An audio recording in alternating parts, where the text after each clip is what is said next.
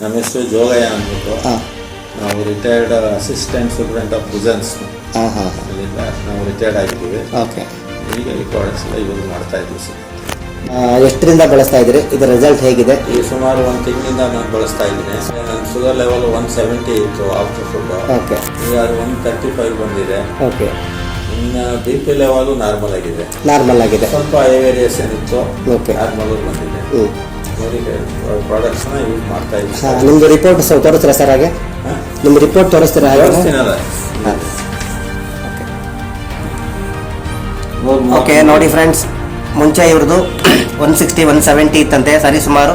Sir ನಿಮಗೆ sugar ಎಷ್ಟು ವರ್ಷದಿಂದ ಇತ್ತು ಸರ್? 10 ವರ್ಷದಿಂದ. 10 ವರ್ಷದಿಂದ ಇತ್ತಲ್ಲ ಸರ್? 10 ಇಯರ್ಸಿಂದ ಶುಗರ್ ಇತ್ತು. 10 ಇಯರ್ಸಿಂದ ಕಂಪ್ಲೀಟ್ಲಿ ಇಂಗ್ಲೀಷ್ ಮೆಡಿಸನ್ ಯೂಸ್ ಮಾಡ್ತಾ ಇದ್ರು. ಓಕೆ ಸರ್, ಬಟ್ ಏನು ಬದಲಾವಣೆ ಆಗಿರಲಿಲ್ಲ. ಬದಲಾವಣೆ ಅಂದರೆ ಅದೇ 170 ಮೇಲೆ ನಾನು ನೀವು ಬಿಟ್ಟಿಲ್ಲ, ಅಷ್ಟು ಕಂಟ್ರೋಲ್ ಆಗಿದ್ರಿ. ಫುಡ್ ಎಲ್ಲ ಕಂಪ್ಲೀಟ್ ಕಂಟ್ರೋಲ್ ಆಗಿದ್ರಿ. ಇತ್ತು ಮತ್ತು ವಾಕ್ ಮಾಡ್ತಿದ್ದೆ. ಓಕೆ. ಹಾಗಾಗಿ 170 ಒಂದು ಕಡಿಮೆ ಇತ್ತು. ಓಕೆ. ಈಗ ಅದು 135 ಬಂದ್ಬಿಟ್ಟಿದೆ. 33 ಬಂದಿದೆ. ಹಾಂ ಹಾಂ ಹಾಂ ಸರ್. BP ಕೂಡ ನಾರ್ಮಲ್ ಆಗಿದೆ.